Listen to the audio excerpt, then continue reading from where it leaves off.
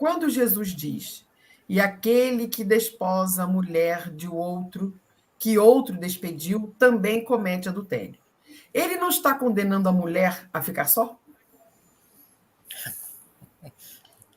Não, ele está ordenando que nós sejamos monogâmicos e heterossexuais. Essa é a questão. Aqui nós não estamos exatamente para condenar nada, estamos para mostrar as questões como vêm.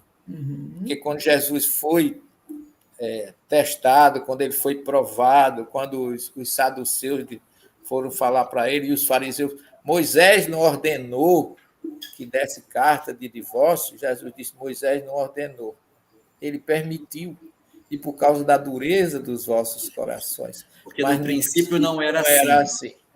No princípio, Deus fez homem e mulher, monogamia e heterossexualidade, e de uma forma tão forte que o ish no hebraico e o ishá, o homem e a mulher, a união dos dois, neles dos dois está o Yud do homem e o rei da mulher, que forma Deus. É preciso que um homem se una a uma mulher para que Deus esteja presente. Então, Jesus veio apenas ratificar aquilo, como ele disse, que começou a história da humanidade. Deus fez um homem para uma mulher e uma mulher para um homem. Fora disso, não podemos condenar, mas sabemos que é a dureza dos nossos corações. É assim que eu entendo. Queria fazer só um comentário aqui. Em cima disso, o professor está falando aí no final, sobre a dureza do coração humano. Não era para ser assim. Era para que nós amássemos. Não era para que existisse feridas, machucamentos, para que as nossas relações afetivas gerassem tanta dor. Mas o que aconteceu? Não foi só em Israel, mas a sociedade antiga foi sempre muito patriarcal, muito machista. A sociedade do mundo, são poucos os lugares em que houve uma predominância do elemento feminino. A maior parte das civilizações se formaram em cima da força do masculino sobre o feminino. Então, você vai ver a figura de Deus apresentada nas várias religiões, a forma de estrutura da sociedade, elas têm um traço predominantemente patriarcal. É uma característica da nossa imperfeição, mas não era para ser assim. A força do homem é para proteger a mulher. A sua condição de musculatura desenvolvida não é para se voltar contra ela, mas é para protegê-la. Na medida em que a nossa sociedade se corrompe e ela começa a enveredar por um caminho equivocado, em que ela constrói uma sociedade, a gente até viu nos 10 mandamentos, que não aparece a mulher cobiçando o homem, só aparece o homem cobiçando a mulher. Como se a mulher não fosse pessoa, como se ela não tivesse a condição de igualdade com o homem. Então, essas condições todas, elas acabaram levando a que as leis que fossem estabelecidas, elas tivessem o ranço desse psiquismo voltado para uma valorização de um flanco em relação ao outro.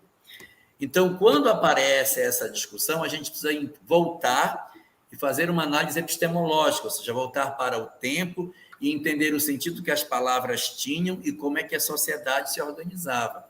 Naquele modelo de sociedade, naquela forma de sociedade, esse era a maneira como as pessoas entendiam que deveria ser. Nós vamos encontrar na doutrina espírita a fratura de todos esses pensamentos, quando diz que homens e mulheres têm os mesmos direitos, mas funções diferentes. As funções são diferentes. Os homens não conseguem amamentar. As funções não tem como.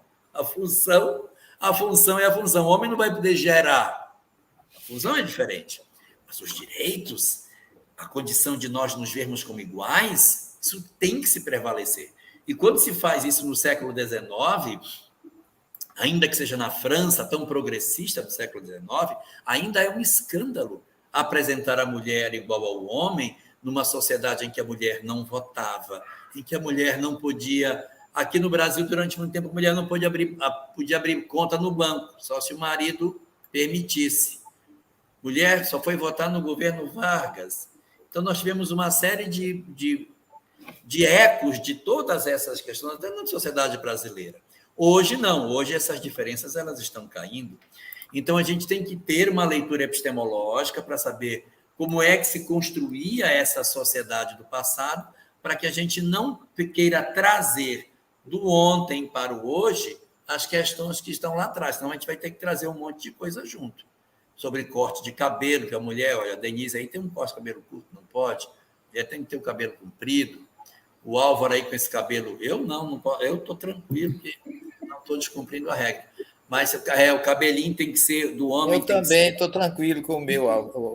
Pois é, mas o Álvaro está descumprindo aí, tá? Esse cara está meio fora da lei. Nós só podemos, por exemplo, se for pegar o Velho Testamento, as pessoas só podem usar roupa de um estofo, de um tecido. Por isso que algumas religiões tradicionalistas, protestantes, usam a roupa tudo igual. A mulher, você pode ver que ela usa vestido de cima e embaixo. Porque usar roupas de tecidos diferentes, uma blusa, uma saia, é vaidade. Isso é vaidade. Então, você tem que se despir da vaidade. Não pode ficar usando brincos, esses negócios, tudo vaidade, essas coisas, tudo vaidade. E aí você acaba tendo que voltar no tempo. Meus cachorros. Tá tudo bem. Eu me assustei. Então, a gente tem que voltar no tempo para entender o que está acontecendo, tá bom? Só nesse sentido aí para a gente se localizar. Ela só ratificando um pouquinho o que você está dizendo, até mesmo os tradutores da Torá foram machistas, tá certo? Porque é costela, a mulher extraída da costela, a palavra costela em hebraico, está aí Álvaro que sabe, pode significar também lado, aquela que está ao lado do homem, a sua companheira. É o mesmo direito, está no texto original, e a gente ainda ouve hoje frases como diz assim, atrás de um grande homem sempre está uma grande mulher. A mulher não está atrás, ela está ao lado.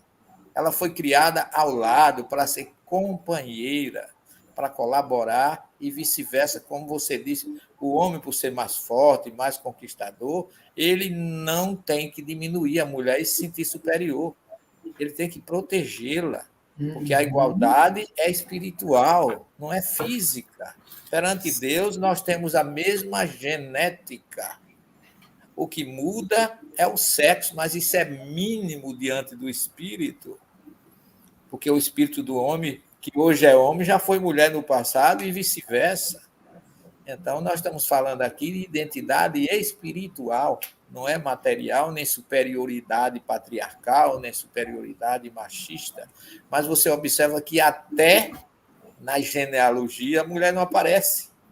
Abraão gerou Isaac, Isaac gerou a Jacó, Jacó gerou a Judá e seus irmãos. E as tribos de Jacó, que são só para os filhos homens, cadê as filhas mulheres dele?